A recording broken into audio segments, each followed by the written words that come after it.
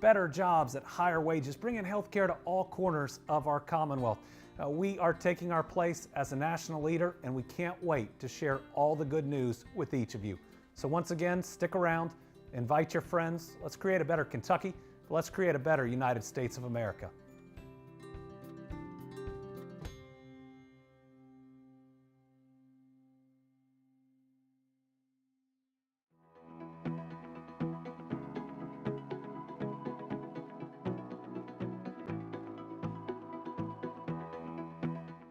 My name is Andy.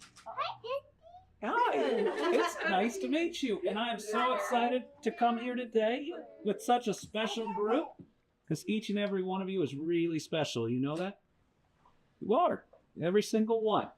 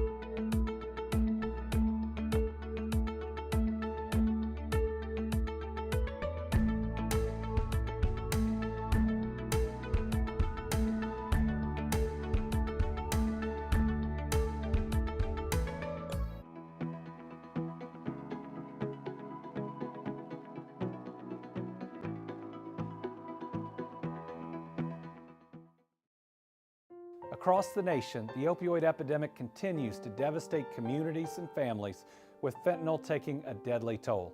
We've lost too many parents, children, relatives, and friends. All are children of God taken far too soon. The good news is there's hope. We've worked hard to boost access to treatment while also reducing the stigma around asking for help. We've made a lot of progress, but we still have a long way to go, and I'm confident we'll get there.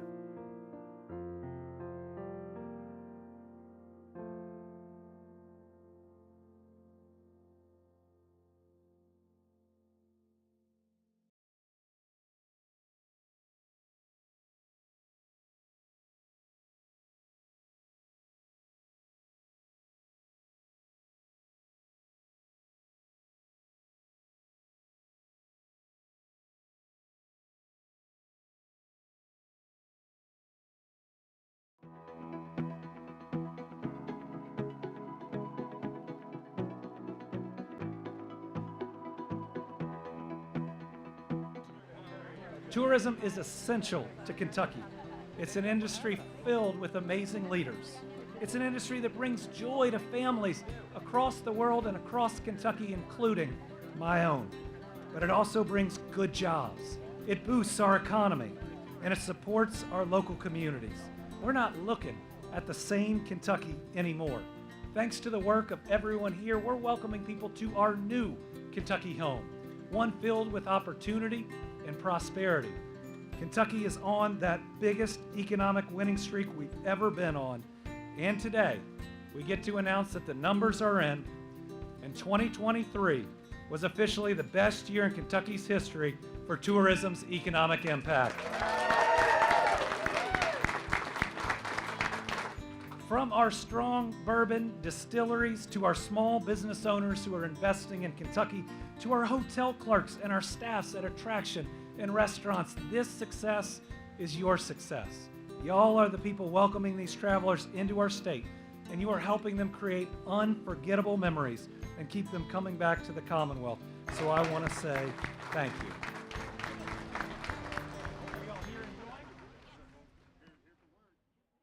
From going to work, driving your children to school or church, or going to see loved ones, Kentuckians deserve to get there and back home safely. This monumental project, four-laning the Mountain Parkway, a decades-old project that some said was impossible, but we're getting the job done. Because when we make a promise to the people of Kentucky, we see it through.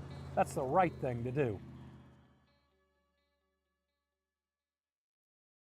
Good news for families across our Commonwealth who were impacted by the tornadoes that tore through Kentucky on Memorial Day. We asked the President for help after this storm. We asked for individual assistance, which is rare to get, as well as public assistance. And President Biden has come through.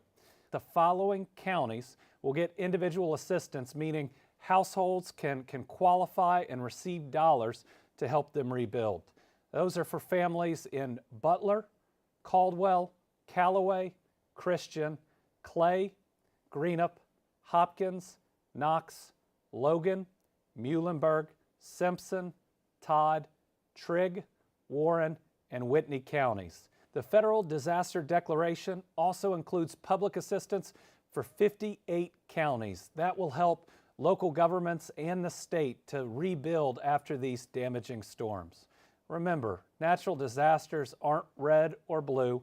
They're not partisan at all, and it takes all of us working together to get these types of declarations, but more importantly, to help our families to rebuild and to move forward. What we're doing here is making intra-generational change, change that will reverberate through the decades. At the end of the day, I think that's why all of us in government do these jobs. We want to look back and say we changed our community. We created more opportunity for every single family that's out there, regardless of their politics, regardless of where they live. We have a chance to do special things, to push out all that noise and to say, how fast can we sprint forward together? How can we think about things differently to provide for our people? How we can bring more prosperity that our families will see for decades to come. So let's keep after it. Let's not rest for a minute and make sure that everybody is a part of the prosperity to come.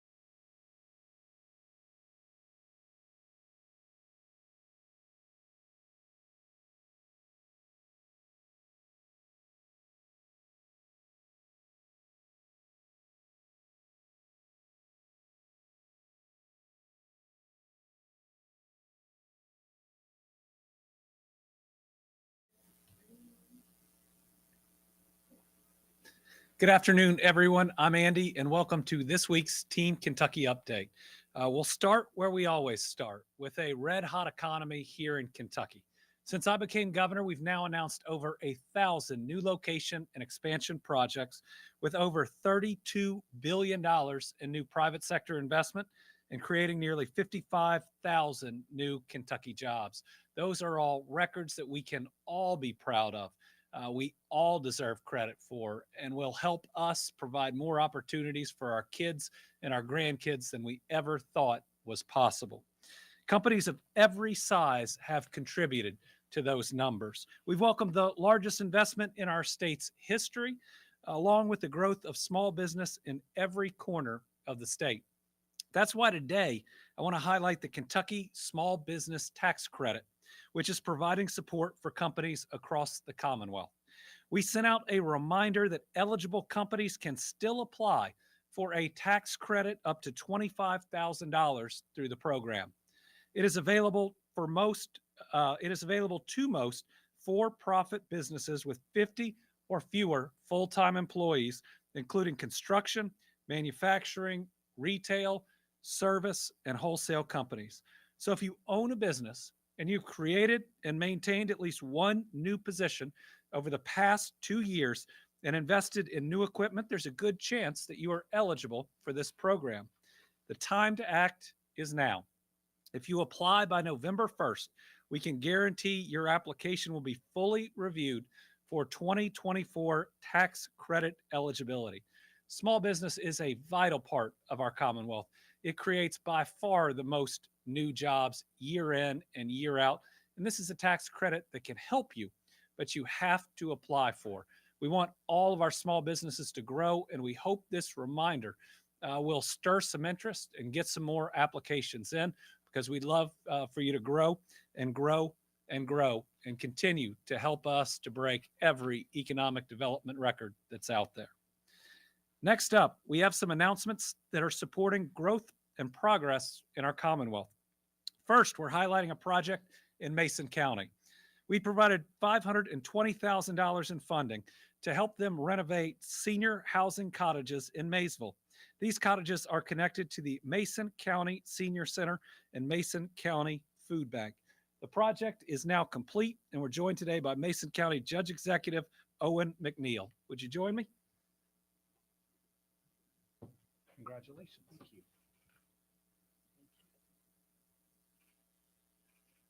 Would you like to say a few words about the project? Thank you, Governor, and good afternoon, Team Kentucky. First, allow me to take this opportunity to say thank you on behalf of our senior housing clients and tenants, as this project is probably most impactful for their lives, providing safe and effective apartments for some of our most important and at-risk citizens. The Mason County Senior Living Campus was developed in stages back in the 1970s to provide housing for some of our most at-risk population. Over the years, the campus and apartments fell into some disrepair. However, these funds, along with our local match, have been leveraged to provide an incredible environment for our tenants, specifically renovating 7 of the cottages. The campus is located in the east end of Maysville and includes not only our apartments, but also the Mason County Senior Center and the Mason County Food Bank, providing a one-stop shop for those seeking additional resources. While the renovations highlight an effective use of public funding at an even higher level, it highlights this administration's flexibility when doing what's right. Our first application of these funds represented pre-pandemic pricing on cost and materials. Once awarded, we realized those levels wouldn't cover half of our proposed project plan and worried we'd need to give the funding back. Thanks in no small part to our Buffalo Trace Area Development District personnel and Christy Dodge, Kaylee Ziegler, and our aging staff with Caroline Ullery and Jen Boone, as well as your fantastic staff at DLG and others, we were able to apply for and receive additional funding to complete our project scope, given the higher cost to build.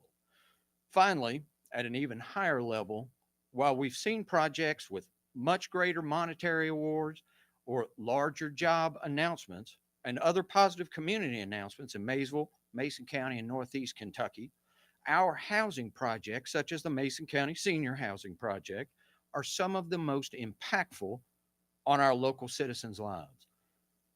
We're making immense strides in supporting housing for all our citizens across socioeconomic spectrum. Partners such as Frontier Housing and our Hayeswood Hospital's $2 million brownfield grant, our Welcome Houses permanent supportive housing project, and of course, the Mason County Senior Centers project, supported by Buffalo Trace and DLG, make some of the greatest and most immediate impacts on our local citizens by providing safe and affordable living and housing. Thank you, Governor Beshear. Thank you. Appreciate it, Judge. Mason County is on a roll. Mitsubishi Electric, big announcement not long ago, and now this housing announcement. Next up, we have good news in terms of housing for the city of Moorhead. Moorhead is building 40 affordable apartment units. These units will range from 1 bedroom to 3 bedroom. We're helping out. We're providing $1 million to Moorhead to help complete this project. We have a video from Moorhead Mayor Laura White Brown about the project. This project is more than a development. It's a lifeline for 40 families in Moorhead. With these new affordable housing units, the Parkview project addresses a critical need, offering families a place to call home of their own. It's a significant step in continuing the revitalization of our community, fostering growth, and providing stability for our citizens. Thanks to this initiative, Moorhead is building a brighter, stronger future for all who live here.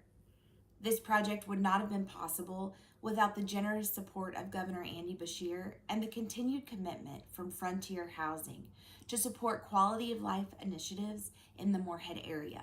We can't thank you enough. The last project we are highlighting today is in Magoffin County. Magoffin County is extending water lines to connect 62 homes to public water for the very first time. Access to clean drinking water is a basic human right, and I have been in folks' kitchen when they turn on that tap, and for the first time, reliable drinking water comes out of the faucet. It's something so many of us take for granted. But every time we can provide that to a new home and a new family, it is something really special that's living out our Kentucky values and certainly our faith. This project is receiving $1.25 million, and it also received over $1 million from Kentucky's Cleaner Water Program. And this project received over $200,000 from the state's grant program. This shows what we can do together. Through 3 separate state-run programs, we're bringing clean water to 62 homes to Kentuckians who need it. That's the legislature, the governor's office, and certainly our county judge from Magoffin County, Judge Executive Matt Wireman. Judge, I know you've been working on this project for a while. Congratulations. Here's the latest piece of it. Thank you, Governor. You're welcome. Like to say a few words about the project? First of all, I want to extend a heartfelt thanks to you, to the DLG, to the legislature, to our state representative, John Blanton. This has been a marathon. This money is the final piece of a $2.5 million project that I've been working on for over 5 years. The folks in the far southern end of our county and the far northwest end of our county along the state routes didn't have access to water. I've seen the videos that they send me. I've been to their homes and seen the water coming out of the tap, just as the governor spoke about. I've lived that as a child, but was fortunate enough to be close enough to have water ran during my teenage years. I've seen that sulfur water come out. This is going to help make life a little bit better and the quality of life a little bit better for those folks in those far-reaching communities in my county. We've still got a long ways to go. This has been a marathon. We've got to get the water lines in the ground and got to get it to the folks. And hopefully this time next year, they will be experiencing what most of our counties are already experiencing. We still have folks that won't have water because they live so far up hollows that we can't get to them. But we're looking and trying to work towards solutions to make that happen. And I'm sure with the commitment that our governor has and the legislature of providing the money, that we're going to make those things happen too. Again, thank you, Governor, for your continued support of rural Kentucky and representing us well on the national stage. I appreciate you. Thank you, Judge. In total, we are announcing 11 projects today. All are funded through our Community Development Block Grant Program. We call that CDBG. This program is administered by our Department for Local Government. A full list of projects will be in the release that we put out after the update. Now moving from water, which is life-creating and life-saving, to blood, which is life-saving in times of trauma or in sickness and is necessary all over our country for the safety and well-being of our people. In August, the American Red Cross announced that our country is facing another significant blood shortage. So next week, on Thursday, September 12th, Brittany and I are going to roll up our sleeves again and donate. We hope that all of Team Kentucky will join us across this Commonwealth. You can sign up for our blood drive at the state capitol campus at governor.ky.gov/giveblood. If you live outside of Frankfort, you can still participate. Our website includes a link where you can sign up to donate in a location near you. It'd be something that people can donate at different places all over the Commonwealth. What we can do is one initiative. What we can do is one Team Kentucky saying in times of emergency, when people need blood, we're going to step up, we are going to help, and we're going to make sure that next person that's in an accident, knowing that they could be your relative or mine, is going to have the supply that they need waiting for them. The Red Cross reports the national blood supply has fallen by more than 25% since July the 1st. Right now, blood is being distributed to hospitals faster than new blood donations are coming in. The Red Cross is working with hospitals around the clock to get patients the transfusions they need, but they can't do it alone, and they need our help. Folks, this is a way that everybody out there can save a life, whether that's saving a life through a traumatic accident or somebody facing an illness that needs blood to get better. September is Preparedness Month, Sickle Cell Awareness Month, and Childhood Cancer Awareness Month, all of which remind us of the importance of the donation of blood. Again, we encourage everyone to visit governor.ky.gov/give blood, which is on the screen, to sign up and donate. You can donate all around the Commonwealth. Now I want to introduce Steve, who's been with us a number of times here. He's the CEO of the American Red Cross Kentucky region, to say a few words about the shortage and the impact that you can have by rolling up your sleeves and helping out.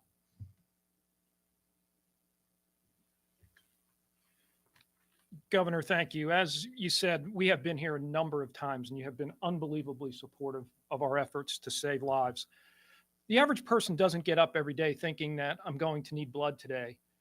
But every 2 seconds in this country, somebody needs life-saving product and life-saving blood. And unfortunately, you have a lot of situations. It could be trauma. It could be a car accident. It could be chronic disease, something like sickle cell, as the governor mentioned. Could be cancer patients going through chemotherapy. And if that blood is not on the shelves, there is a risk. There is a risk to our citizens right here in Kentucky. As the governor mentioned, there are some sobering statistics on what has happened to the blood supply within the last couple of months. The blood supply since July the 1st is down by 25%. And when that happens, there is not blood on the shelves to go ahead and provide the life-saving products. And this situation ripples through healthcare, it ripples through the whole entire system. Over the last 20 years, the blood supply is down by about 40%, and the number of donors presenting are down by 40%. That is a statistic that we simply must reverse. And Kentucky is not immune from that statistic. Those same demographics and same issues play out here with the over 80,000 units of blood that the Red Cross collects every year here in Kentucky. Blood cannot be manufactured. It can't be stored for long periods of time. And that means that we have to constantly and consistently get people to give the gift of life and to roll up their sleeves. I cannot thank the governor and the first lady enough for their advocacy and their personal involvement, rolling up their sleeves numerous times to provide the example and give that blood.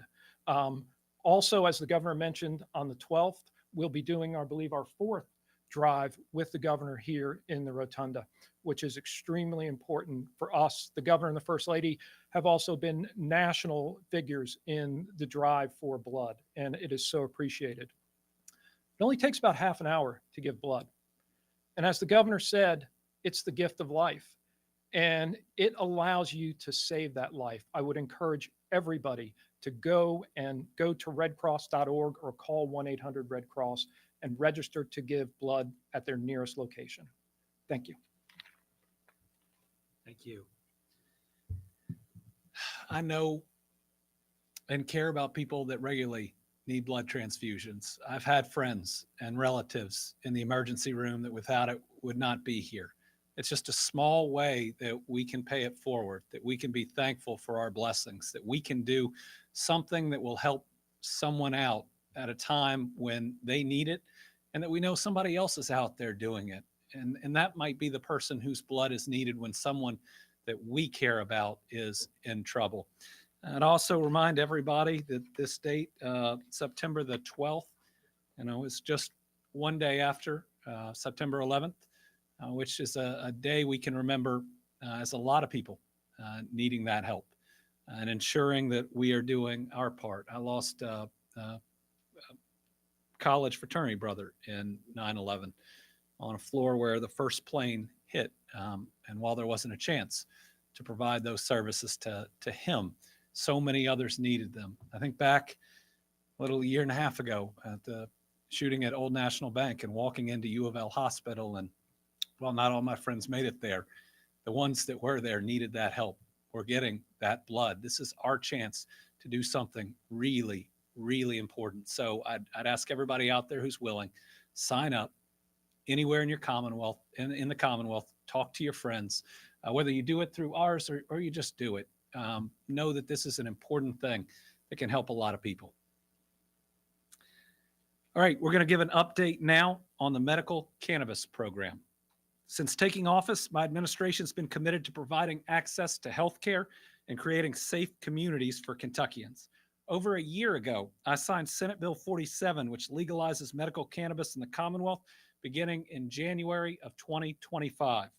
Knowing that patients need access to life-changing medication sooner rather than later, our administration was capable of issuing licenses this year. And we worked at the General Assembly, and I signed House Bill 829 in April, which helped us on some of the needed dates. The bill took the important step of moving up the timeline for cannabis business licensing by a full 6 months. As a result, the program can begin issuing business licenses in 2024, this year, instead of 2025, the year the program was supposed to start operations. The Kentucky Medical Cannabis Program began accepting applications from prospective businesses on July the 1st. The application period closed this last weekend on August 31st, and today I can share some of the incredible success of the first ever medical cannabis licensing round, and also flag some of the challenges that we're going to have to address in the coming months. In total, the program received, these are the newest numbers, 4,998 applications for medical cannabis business licenses. This is significantly more than any initial projection, and as I'll talk about in a minute, the vast majority of these are for dispensaries, and the vast majority of those applications came in really in the last 24, if not 48 hours before the deadline. I'm excited to share the incredible interest this program's received from small businesses through all license types. These applications, the breakdown included 239 cultivator Tier 1 applications, 190 cultivator Tier 2 applications, 155 cultivator Tier 3 applications, 333 processor applications, 5 test lab applications, and 4,076 dispensary applications. To ensure patient access, dispensaries need to be located so that all Kentucky cardholders can have access to medical cannabis. That's why we created 11 medical cannabis dispensary licensing regions. Dispensary application totals by regions are on the screen. We had 607 applications for the Bluegrass region, 630 for the Kentuckiana region, which includes Louisville, 161 for the Northeast, 161 for the Northern region, 477 in the South Central region, 258 in the Cumberland region, 97 in the Mountain region, 369 in the Pennyrile region, 301 in West Kentucky. That's a region. That's the purchase. 342 in the Lincoln Trail region. 397 397 in the Northern region. I missed this. 161 in the Northeast region. And 436 in the Green River region. I should note that on July 25th, the Office of Medical Cannabis requested that potential applicants submit their applications as early as possible because we are reviewing them in real time when they come in. The request was get them in by August 15th. However, 88% of the 4,998 applications were received in the last 4 days of the licensing period, meaning our attempts to review them as they come in and thus to decrease the volume at the end that puts us up against deadlines we wanted to be lower. turns out it's going to be higher than anticipated. Despite the last-minute influx of applications, the Office of Medical Cannabis is currently reviewing these applications, and we remain on track to issue licenses in 2024. We are increasing our staff, almost doubling them, for reviewing the applications. We had already taken the step to move from about 9 people to about 29 people. And we're adding another 20 on top of that to do our best to get through this as quickly, but also as accurately as we can. The most important thing is that we do it right and we do it safely, and we create a program that addresses any concerns and then provides this important healthcare service to our people. We will announce the lottery dates for each license category in the coming weeks. Here's something to be prepared for. Processor and cultivators, that lottery will be earlier than dispensaries. And that makes sense because you have to grow the product, you have to process the product before you can sell the product in a dispensary. So our first goal is to get through all of the cultivator and the processor applications to determine the total amount that meet the requirements. There is a cure period in it where people can amend their applications if there is an issue, and then to get that lottery done first. We certainly believe that lottery will be in October, and we will have more information about the date when it becomes a little more firm here, hopefully in the next couple weeks at the most. We launched this program with a goal to ensure that our licensing process was transparent and provided everyone a fair shot at being a part of this new and exciting industry. Today, the results are clear. There is incredible, if not overwhelming, interest, especially among Kentuckians. That's proof that the program is going to meet its goals. We are just going to have some challenges getting through those total number of applications, doing it right, ensuring that the process is fair, getting through the lotteries, and then getting up and running, because there are still a number of requirements once someone gets, say, a dispensary license, about how we have to inspect the premises and go through a number of other steps. So we are working hard. We're going to get this done. We'll have some more updates about timing, where people can and what people can expect. If we believe that there are going to be concerns about the availability of product, my plan is to leave the executive order in effect, which would allow people under certain very specific conditions to secure product from Ohio, which has opened up its programs, and other states, but again, under those very limited conditions. Once our program is up and running, once we have dispensaries active across the Commonwealth, it is my intent to rescind that executive order. That's what I told the legislature I would do if we enacted a real medical marijuana program, which we are absolutely doing. So we look forward to providing more updates to you, to the legislature.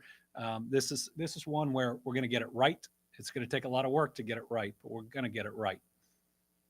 All right, some updates on our high ground communities that we're building to recover from flooding in Eastern Kentucky. On July 26th, we marked the 2-year anniversary of the historic flooding in Eastern Kentucky that took the lives of 45 Kentuckians. I traveled around the region recently, and what I saw were signs of hope. Communities and families building back stronger, and just like from day one, neighbors helping neighbors to overcome the challenges that they face. Much work has been done, but the challenges remain. One of these challenges is safe, affordable, and permanent housing outside the floodplain, where people will never have to go through this again. Housing remains the #1 need in the area. To assist with these needs, we've announced 7 high ground communities in 4 counties. Together, the communities will bring over 500 new homes to the area, though it's going to be significantly more than that when you look at the private development that's going to occur around the projects that we're doing. In Letcher County, the cottages at Thompson Branch was the first site to have homes on site and people living in them. I think we're pulling up something on Thompson Branch. Last week, the land for the other 8 homes was deeded to Homes, Inc. This is them to begin construction on 8 additional homes. Homes Inc. is one of our great nonprofit partners in the High Ground program, and they're helping communities recover. With this transfer of property, Homes Inc. is going to quickly begin construction, getting us one step closer to even more survivors moving into new homes at Thompson Branch. A whole lot of that construction is going to occur this year. This will be our first high ground site that will be full, and we expect that it will be full, hopefully, early next year. Second site, Wayland. This is a 4-acre site in Floyd County, formerly owned by the Wayland Volunteer Fire Department. 11 families have already moved into their new homes there. When I visited in July, we announced that more homes were going to be built in Wayland at an adjacent property. This new site will more than double the number of homes for flood survivors at that high ground community with 13 additional homes. Our friends at the Appalachia Service Project did not waste time. The first 11 homes were completed in just 8 months. Also in Floyd County, New Hope Estates has partnered with Mountain Housing to construct 33 new homes and rehab one additional to assist flood survivors. Site work and storm sewer construction are going to start within the month. Fahi continues to take applications from flood survivors to get them into these new homes. Now I want to move to Chestnut Ridge. I think we've got some drone footage of good work going on there. Chestnut Ridge in Knott County is a site spanning more than 100 acres that's going to have about 150 homes that we'll work on. Ground engineering and environmental reviews are complete. Water, sewer, and road designs are complete. Water and sewer line installation and construction on the first access road is already underway. I saw some of that construction. Work is progressing to complete drainage work, sidewalk, and paving on the access road this fall. A contract was awarded on Tuesday to extend the Chestnut Ridge Road by 1 mile and to build streets and sidewalks and other infrastructure to support this subdivision. Chestnut Ridge is really moving now. The toughest part is the design and the installation of the infrastructure. But basically what we're doing is building out the whole community's infrastructure all at the same time. So the work we're doing right now is going to allow for construction of about 150 homes. You know, we are really getting through the hard part. We'll see at least some construction this year at Chestnut Ridge, and we'll see significant construction next year. In Letcher County, Grandview is a 92-acre site with plans for 115 homes. The ground engineering review is complete and an environmental review is underway. Funding applications for water and sewer projects are being submitted to the U.S. Department of Agriculture Disaster Relief, and we're also looking for some other funding opportunities there to make sure that Letcher County has a high ground site in addition to the cottages at Thompson Branch. Skyview in Perry County is a 50-acre site with plans for over 100 homes, though we think there can be up to 500 homes on the overall land that's there and available. Ground engineering and environmental review are complete, and the access road leading to the top of the hill is complete. And that's pretty amazing. It took some time because the grade is significant, but they have done a really good job. That means heavy equipment can get up to the top, and they are already working up there. Phase 2 road work is underway, and the initial roadway foundation should be complete by the end of October. The work will make way for installing water and sewer lines and further subdivision development. Paving will come a little bit later. Olive Branch in Knott County is a 75-acre site with plans for 132 homes. Ground engineering and environmental reviews are complete, and right-of-way plans are in development for an initial access road. That's been a little tougher than initially thought, but we are working through it. Together, the 7 high ground sites in the 4 counties hit hard by flooding will be home to over 500 families. We continue to work with other communities, specifically Breathitt County, which has given us a good plan on their high ground sites. These are smaller just because that's what the topography allows, but together can present a really good plan for Breathitt County. We've got to finalize the review for some of these sites, but we're going to be really excited to stand with Breathitt County to announce their full plan here very soon. They and the leadership of the city of Jackson are working really hard on that, and they should be commended because their challenge in finding locations was harder than just about anywhere, but they have not given up and they have pushed forward. If you were impacted by floods in 2021, or 2022, we encourage you to visit housingcan'twait.org and fill out the questionnaire. Today, we also have some more great news for our neighbors in Western Kentucky and Eastern Kentucky who are recovering from the tornadoes and the floods. We're going to be with these families until the job is done. One of the reasons I'm most excited that I'm continuing in this job is I made some promises, and I'm going to keep every darn one of them. We are going to make sure that each of these families are hopefully better off than before they went through really unspeakable trauma. So today, my administration has approved 5 new SAFE Fund awards totaling nearly $9.4 million to help communities recover. First, from the Eastern Kentucky SAFE Fund, we've approved more than $1.8 million for the Jenkins Independent School District, more than $2.2 million for the Knott County Fiscal Court, and $2.8 million for the Perry County Fiscal Court. And in the Western Kentucky SAFE Fund, we've approved more than $2.5 million for Dawson Springs to help finance reconstruction costs for the city's pool and park. Those are basically all of the outdoor athletic facilities for their school system, as well as all of the outdoor facilities, except for one other baseball park for all of their citizens. And it's been gone, for 2.5 years. If we want the kids there to have those same opportunities that everybody else does, we've got to get this park rebuilt. It includes more than $1,300 for Caldwell County Water District to match a FEMA project award. I want to thank the General Assembly. The Eastern Kentucky SAFE Fund and the Western Kentucky SAFE Fund have been really important tools to help people recover. I think we'll need some additional help in this upcoming session, not necessarily additional money, though we'll need to look at that, but additional flexibility on using some money that is already appropriated and perhaps getting it to the place that is needed the most right now. And finally, our Team Kentucky All-Star. Today, we want to celebrate Oksana Masters from Louisville and a graduate of Atherton High School. Oksana is a Paralympic athlete competing in multiple events, including rowing, cross country, skiing, and cycling, just to name a few. Oksana's story is absolutely incredible.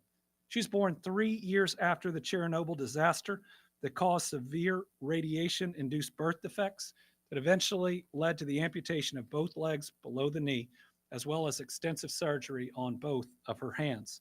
Oksana suffered through horrific experiences during her youth, but then she was adopted by her mom, Dr. Gay Masters, in the United States. That's when she took up rowing at the age of 13. Oksana used competition as her way to heal and put the trauma of the past behind her.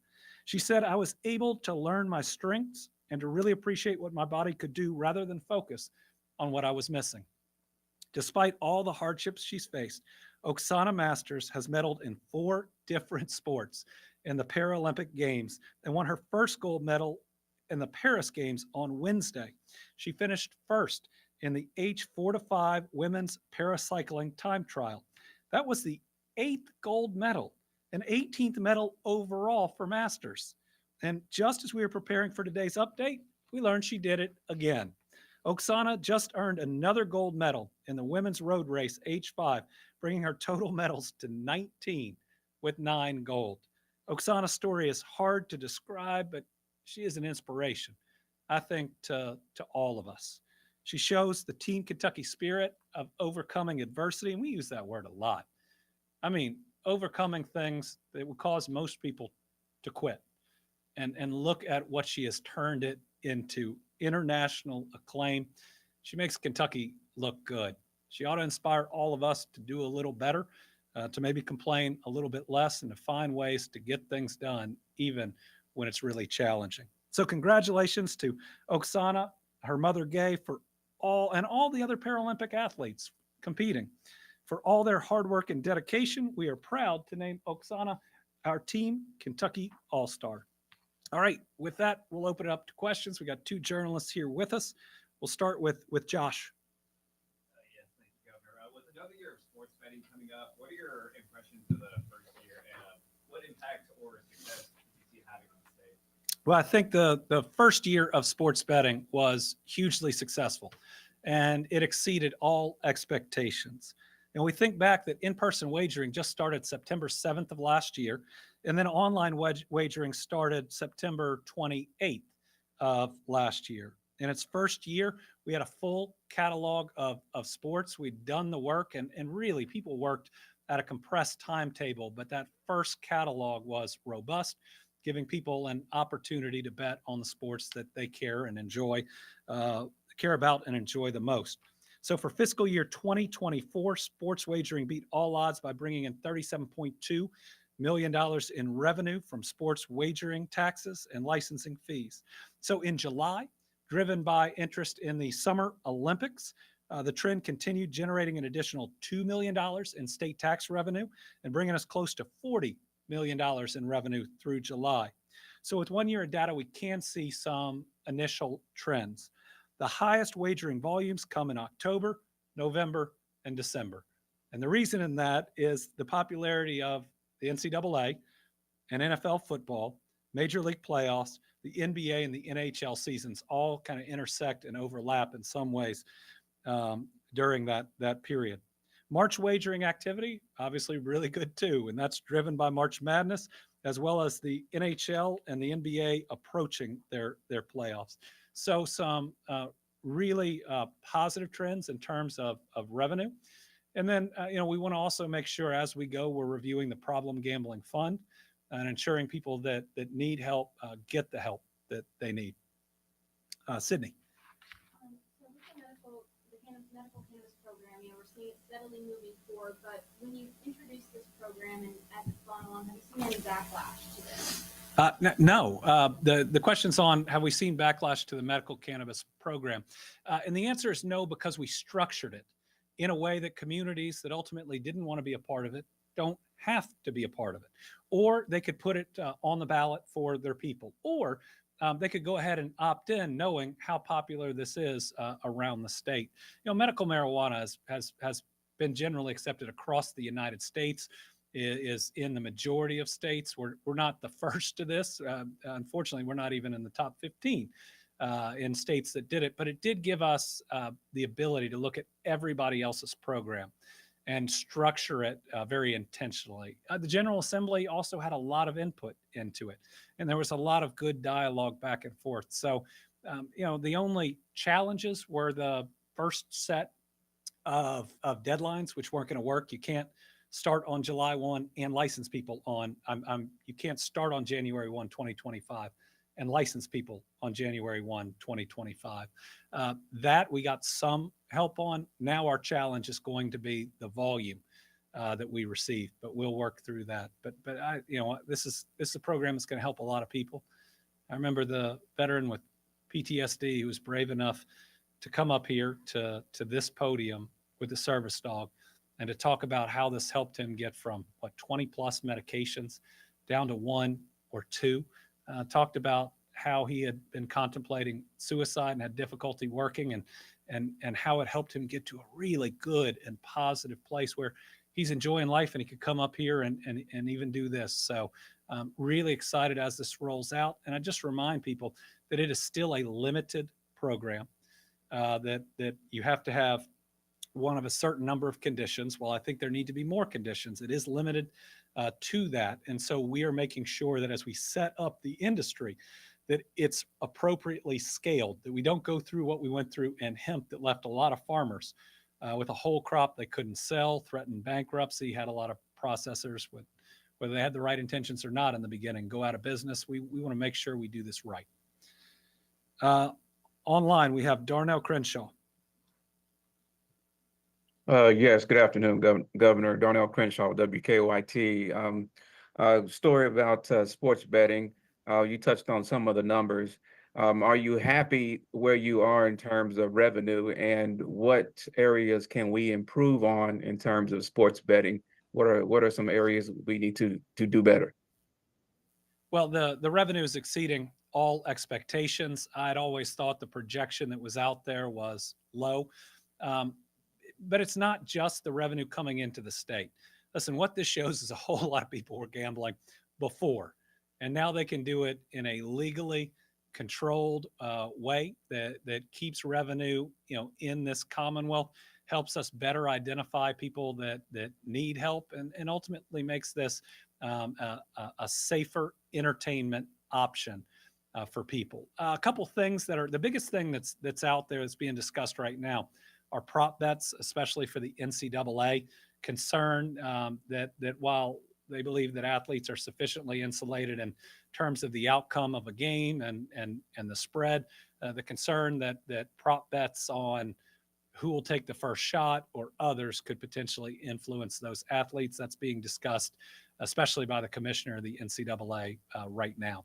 Other than that, as time goes on, I'll take a little bit more time to see our effectiveness in helping those that may need a little extra help with the problem gambling fund. But we're going to be watching that really closely, and we have an option with one type of session, every year to be able to come back and do a little bit more or change the way it goes. But generally, I mean, we had a lot of good models to look at.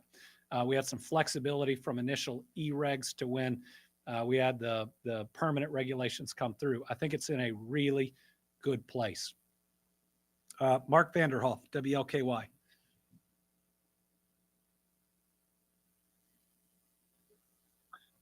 Thank you, Governor. I'm sure you've heard these rumors about application stacking with the medical cannabis licenses. The pro-cannabis advocacy group Kentucky Normal issued a press release trying to address those concerns and talking about the lottery system integrity. Can you also address those concerns? Well, certainly it's something we will look at as we get through the applications. I believe the system was set up to prevent the stacking.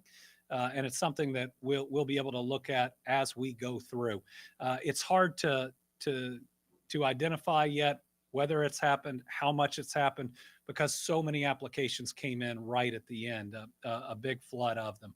But I do believe that the system is set up, and we're bringing on extra people to prevent that from happening. It also shows how important having that lottery is with this many people vying for a certain number of spots.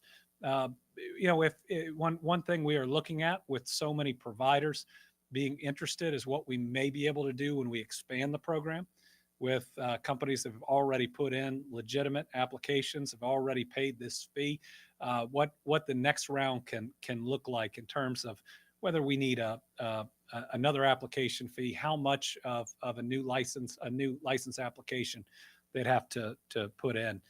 So again, we think we set up the system very intentionally to prevent these harms. It's going to take us a little bit of time to say whether we are seeing it or not, but we're going to be able to deal with it if it's there.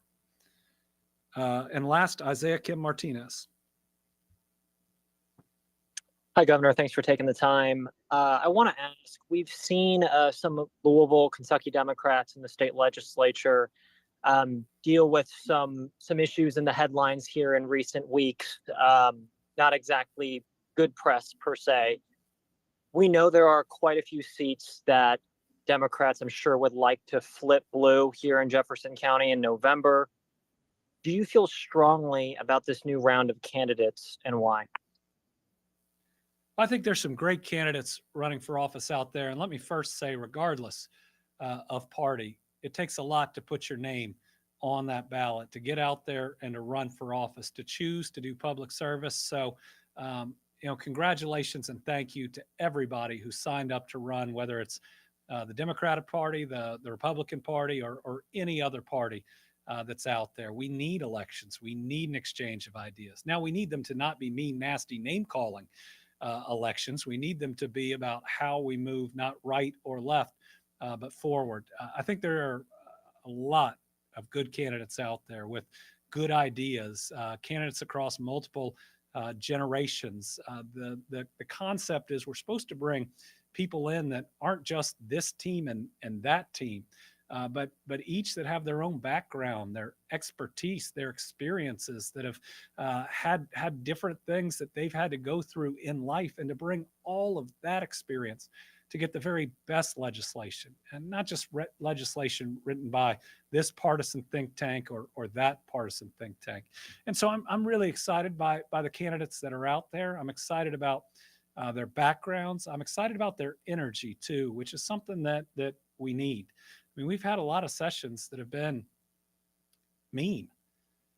and nasty, where people have been gavelled down, where people have been yelled at on the floor, where legislation has passed that's deeply personal and harmful to one of your colleagues that's sitting there. I hope we can get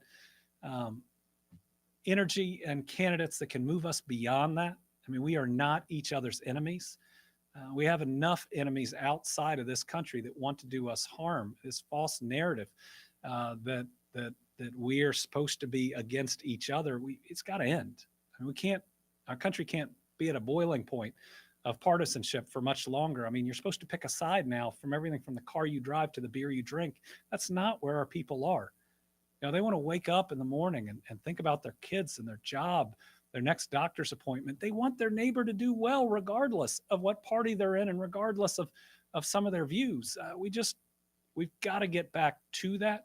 And that's going to require candidates that care more about representing their district than they do about just being a part of a team. So with that, thank you all. Next Team Kentucky update is next week, unless Crystal tells me I'm wrong. No, it is next week. We'll see you then. Thank you all.